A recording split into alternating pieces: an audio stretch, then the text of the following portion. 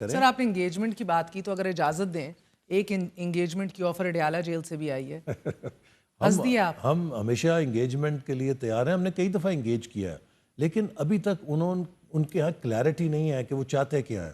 دیکھیے نا, اگر تو وہ یہ چاہتے ہیں کہ انگیجمنٹ کے ذریعے ہم ان کو رہائی دیں, تو ان کی رہائی نہ فوج کے اختیار میں ہے نہ حکومت کے اختیار میں ہے, ان کی رہائی عدالت کے اختیار میں, چونکہ وہ ایک عدالتی مقدمے میں سزا یافتہ ہیں, اور جب تک عدالت انہیں بری نہیں کرے گی کوئی ان کو چھوڑ نہیں یہ سکتا. اسی طرح کی رہائی عدالتوں کے ہاتھ میں ہوئی نا, جس طرح جب آپ سب پابند سلاسل تھے تو نکلنے کا نام ہی نہیں ہوتا تھا سر, سارے کے سارے اندر پابند سلاسل تھے. ہم پابند سلاسل تھے نا, وہ کہتے ہیں جو پریشر ایگزرٹ ہوتا ہے عدالتوں پہ اس کو نیوٹرلائز کرتے ہیں, پھر ہم آئیں فری ہو کے بیلوں پہ. یاسمین راشد کا کیس ہے, نہ ڈالیں اس کو, ملک سے باہر نہ جانے دیں.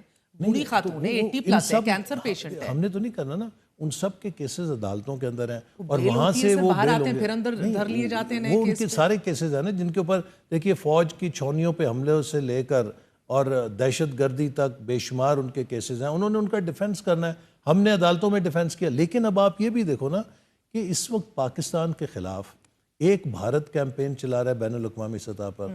امریکہ کی کانگریس میں پاکستان کو ایک طرف بھارت کھڑا کر رہا ہے, دوسری طرف پی ٹی آئی والے کھڑا کر رہے ہیں.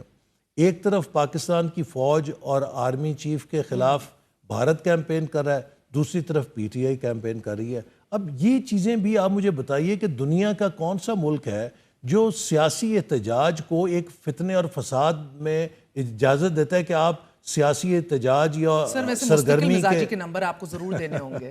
باقی سب آپ کی بات درست ہے کہ کنفیوژن ہے, کبھی فرعونیت کی بات کرتے ہیں, کبھی نہ جھکنے کی بات پیغام آتا ہے, کبھی یقیناً مارشل لاء کا ذکر ایک سٹنگ وزیر اعلیٰ کر رہا تھا کہ اس ملک میں مارشل لاء ہے, اور اندر سے بڑے سخت ترین پیغام آئے. ابھی حال ہی کے اندر یہ آیا کہ نہیں ڈیل کروں گا, یہ فرعونیت چل رہی ہے. مگر ایک چیز کی مستقل مزاجی ہے احسن صاحب, وہ یہ ہے کہ وہ آپ سے بات نہیں کرنا چاہتے.